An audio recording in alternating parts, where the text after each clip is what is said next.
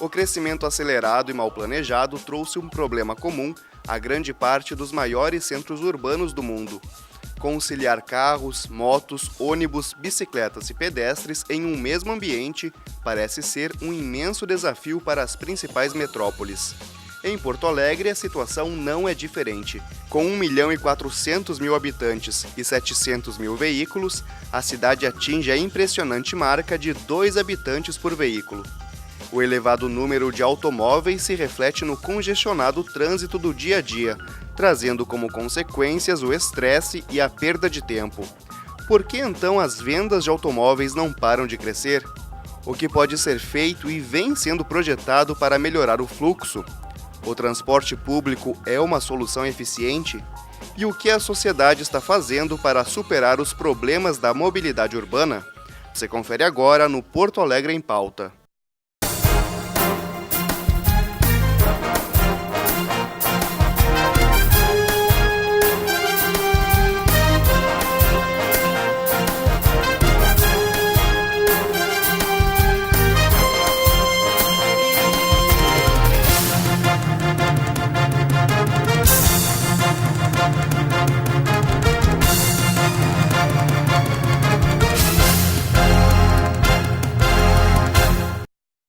Como seria uma cidade com o trânsito ideal? Como chegar próximo disso? A nova lei da mobilidade urbana promete grandes investimentos e mudanças para conciliar bicicletas, carros e o transporte público. Hora do rush em Porto Alegre. A cidade para em longos congestionamentos. A falta de infraestrutura intensifica os problemas de mobilidade urbana da capital gaúcha. Uma enorme e crescente frota de carros e o ineficiente e caro transporte público contribuem para o caos no trânsito porto-alegrense. Ainda com poucas ciclovias e pouca conscientização da população, Porto Alegre conta com uma mobilidade urbana bastante deficiente. Os dois grandes vilões, os dois grandes problemas da mobilidade urbana de Porto Alegre é a falta de um bom planejamento e ainda o excessivo aumento da frota de veículos. Esses são os dois grandes problemas que nós estamos enfrentando.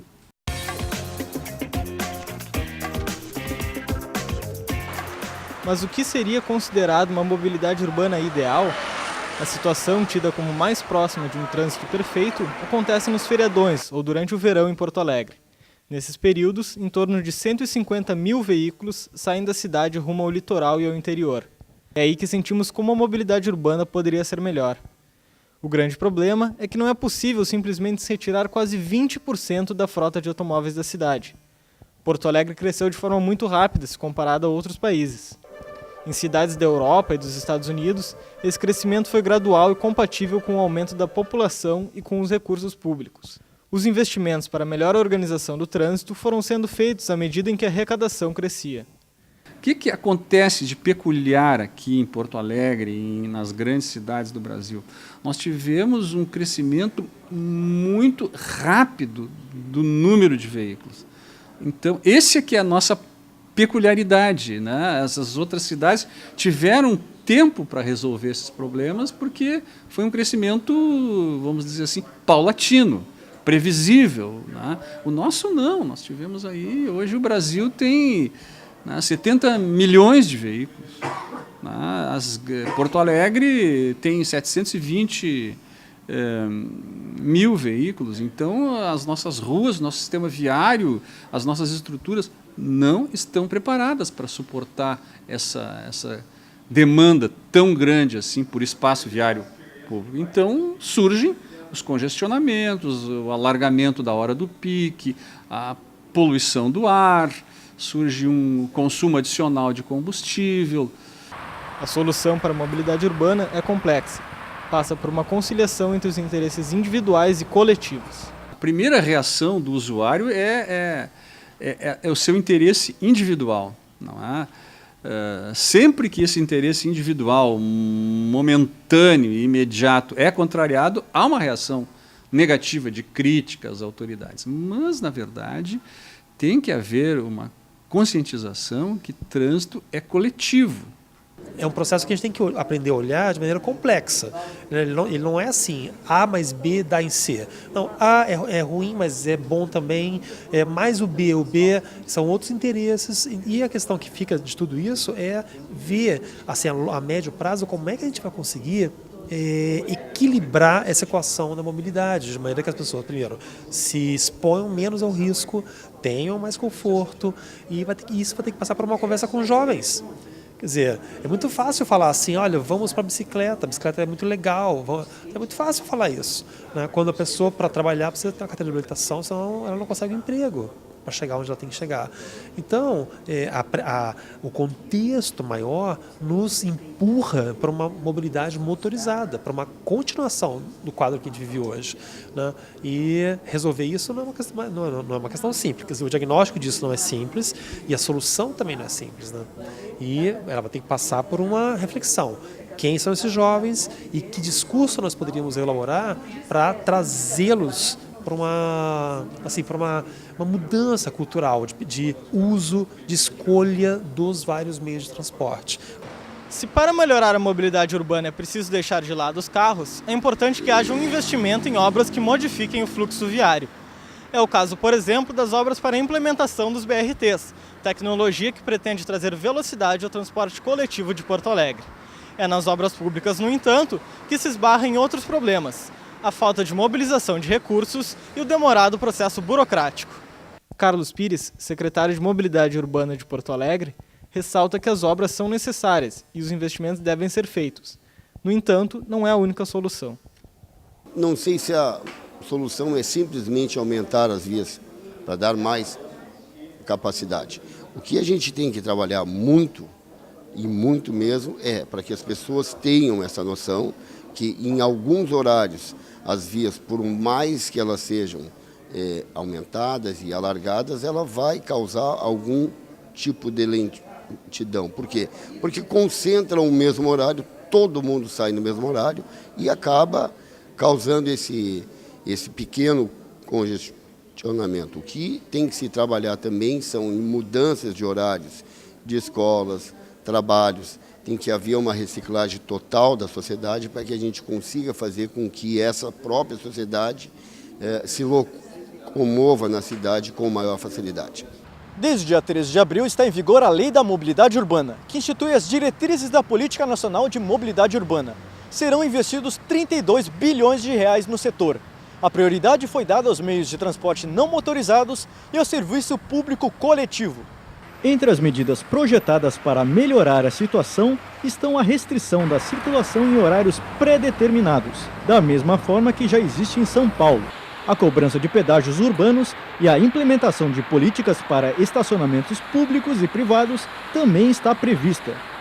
Segundo a nova lei, os municípios com mais de 20 mil habitantes devem apresentar, em até 3 anos, os planos de mobilidade urbana integrados aos planos diretores. Até então, a medida era aplicada apenas para municípios com mais de 500 mil de pessoas. Se essa lei for cumprida, porque existem muitas leis que vêm para não funcionar. Então, se essa lei for cumprida, municípios como municípios de 20 mil habitantes, que é uma quantidade muito grande de municípios que se enquadram, né, deverão fazer os seus planos municipais de mobilidade urbana. E o governo federal poderá, para municípios que não atenderem essa recomendação da lei, poderão deixar de repassar recursos federais para esses municípios. Bom, na verdade, nós viemos trabalhando já nessa lei há bastante tempo. Estamos trabalhando muito fortemente hoje na problemática e vamos resolver o problema das bicicletas, que a gente entende que é um dos novos modais da cidade, ou seja, um número, não só na cidade, como no país inteiro, a bicicleta está saindo à rua, as pessoas estão exigindo o seu espaço e nós temos como obrigação garantir esse espaço. Um dos pontos mais polêmicos na nova lei é a viabilização de cobrança de pedágios urbanos. Recentemente proposta para São Paulo e ainda em discussão, a medida daria maior fluidez ao trânsito e possibilitaria melhoras no transporte público, caso o dinheiro arrecadado fosse investido no setor. Entretanto, o projeto paulista não explica claramente como seria a forma de cobrança do pedágio urbano. A possibilidade maior é que seja através de um chip. Em vigor em Londres há quase uma década, a lei proporcionou a redução de 25% no trânsito. Por enquanto, Porto Alegre ainda não debate esta possibilidade. Nas redes sociais, a proposta foi bastante criticada. A questão é que hoje nós não temos uma coisa nem boa, nem barata, nem confortável para oferecer, né? E nem nada para oferecer. Aí você vem e fala assim, vamos taxar, vamos botar um pedágio para essa pessoa não usar a sua moto, seu carro. É injusto, né? É injusto. Então você vê que a questão é uma questão de planejamento, é uma questão técnica, mas ela é uma questão sociológica também. A gente tem que parar para aprender a ouvir os outros. Muito fácil nós aqui resolvermos o mundo para os outros, que isso não me atinge, né? Se eu tiver que pagar um pedágio de R$100 por mês para andar de carro, se eu puder, eu vou pagar. Dane-se o ambiente, dane-se a cidade, né? Agora, muitas pessoas não vão poder pagar isso.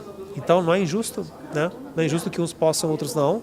Então, assim, você vê que a questão não é simples, né? Não tem uma resposta só e não é simples.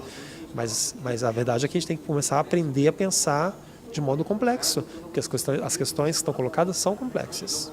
São muitos os pontos a serem considerados para se pensar a mobilidade urbana. Conciliar interesses de ciclistas, pedestres e motoristas com as possibilidades do governo e da prefeitura é um desafio. Para se discutir alternativas e identificar problemas, diversas autoridades no assunto se encontraram este ano no 2º Fórum de Mobilidade Urbana de Porto Alegre e região metropolitana. A realização do 2º Fórum de Mobilidade Urbana é resultado do sucesso do 1º Fórum de Mobilidade Urbana e Região Metropolitana, que aconteceu em 2011, né, quando o foco daquele evento era o metrô, né, o projeto de metrô de Porto Alegre e a expansão do Transurb. Em função dos resultados concretos que a gente teve naquele evento sobre a pauta proposta, surgiu então a necessidade, a gente acredita, de fazer esse 2º fórum, que é com um foco mais voltado em trânsito, né? Não só focado em acidentes de trânsito, mas também em problemas do grande número de veículos em Porto Alegre, região metropolitana.